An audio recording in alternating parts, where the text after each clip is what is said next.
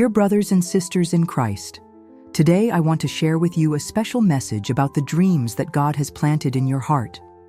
Throughout history, we have seen how dreams have changed the world and been catalysts for great progress in humanity. It reminds me of the fascinating story of George Washington Carver, a scientist who was born into slavery and became one of America's most prominent inventors.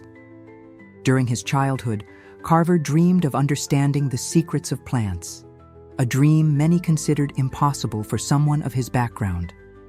Yet guided by his unwavering faith, he not only managed to educate himself, but also revolutionized agriculture in the southern United States. Carver always said that every morning he asked God, "Dear Creator, teach me the secrets of your universe." His discoveries, including more than 300 uses for the peanut, emerged from these moments of prayer and contemplation. This story reminds us that our hearts as children were also full of extraordinary dreams. Some dreamed of becoming astronauts and exploring the vastness of space, like young Neil Armstrong, who gazed at the stars from his small window in Ohio, never imagining that one day he would walk on the moon.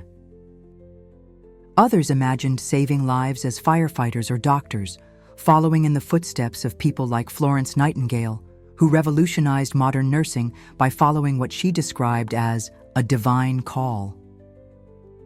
As we grew up, our dreams naturally evolved. We began to long for a stable family, a meaningful career, perhaps a university degree, or a successful business. Yet the enemy of our souls works tirelessly to sterilize these dreams, to convince us that it is no longer worth dreaming. Consider William Wilberforce, who dedicated 46 years of his life to fighting slavery in the British Empire. Many told him his dream of abolishing slavery was impossible, that he was fighting against the most powerful economic system of his time. Yet guided by his faith and convictions, he persisted until he saw his dream realized, albeit on his deathbed in 1833. Spiritual barrenness is a silent but devastating condition. As the prophet Joel says, "And afterward I will pour out my spirit on all people. Your sons and daughters will prophesy, your old men will dream dreams, your young men will see visions." This promise reminds us that God wants us to keep our ability to dream alive, regardless of our age or circumstances. It is fascinating to observe how in biblical history, Joseph the dreamer faced betrayal from his own brothers because of his dreams. He was sold as a slave and wrongfully imprisoned, but never lost his ability to interpret dreams and believe in them. God used this ability not only to elevate him to a position of power in Egypt, but to save an entire region from famine. Life's adverse circumstances may try to paralyze us. Like Thomas Edison, who after seeing his laboratory go up in flames, destroying years of work, said to his children, "Come and see how all our mistakes are burning. Now we can start anew." The next day, at the age of 67, he began rebuilding, proving that it's never too late to pursue a dream. Faith does not ask us to deny the reality we face. On the contrary, true faith acknowledges present challenges while trusting in God's transformative power. When it seems everything is against us, when circumstances suggest we should give up, that's when it's time to remember that we are not alone on our journey. Let us reflect for a moment. God promises to pour out His Spirit on everyone, without distinction. He wants to renew our dreams and give us new visions for our future. Let us pray together. Beloved Heavenly Father, we come before your presence with open and expectant hearts. Just as the prophet Joel announced the outpouring of your Spirit, we stand before you today, longing for that spiritual renewal that only you can give. Lord, we acknowledge that we have sometimes allowed life's difficulties to wither our dreams. Like those disciples on the road to Emmaus, who walked with their heads lowered because their hopes seemed to be disappearing, we too have experienced moments of discouragement. But just as you approached them and revived their faith, we ask you to walk with us today. Holy Spirit, you who hovered over the waters at creation and brought order to chaos, we invite you to dwell in our hearts. Where there is barrenness, bring fertility. Where there is desert, let springs emerge. Where there are sleeping dreams, awaken new visions. We ask for your forgiveness for the times we have limited your power in our lives, for the moments we have preferred the safety of the familiar to the challenge of your promises. Like young Samuel, we want to say, "Speak, Lord, for your servant is listening." Open our spiritual ears to hear your voice, to recognize the direction you want to give us.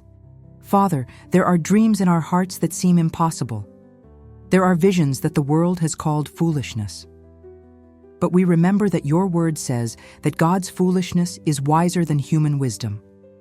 As you did with Abraham, who believed against all hope, strengthen our faith to believe in your promises. Lord Jesus, you who turned fishermen into apostles, tax collectors into evangelists, and persecutors into missionaries, transform our limitations into possibilities too. May we look beyond our present circumstances and see the future you have prepared. We pray for those who have given up their dreams due to fear, criticism, or failure.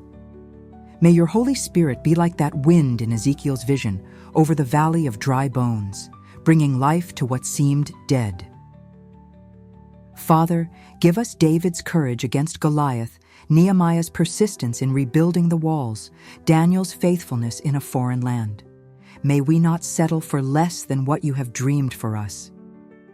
Spirit of God, reveal to us the dreams you have placed in our hearts. Help us distinguish between our superficial desires and your eternal purposes. That we may say like Mary, "Let it be done to me according to your word," even when your plans challenge our human logic. We ask for wisdom to take the necessary steps toward these dreams, that we may not just remain in contemplation, but guided by your Spirit, act with faith and determination. Lord, for those who are tired of waiting, who have seen their dreams repeatedly postponed, renew their strength like the eagles. Remind them that your timing is perfect and that, as with Joseph in Egypt, the years of seeming forgetfulness are part of your greater plan. Father, may our dreams not only be for personal benefit, but, like Joseph's, serve to bless others. May the visions you give us be for the edification of your kingdom and the glory of your name.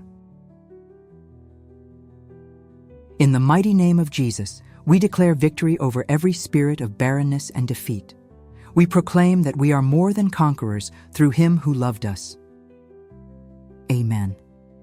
If this message has touched your heart, I invite you to write Amen as a declaration of faith. The grace of our Lord Jesus Christ, the love of God the Father, and the fellowship of the Holy Spirit be with you, now and forever. If you need a special prayer, don't hesitate to share it in the comments. It will be an honor for me to pray for you.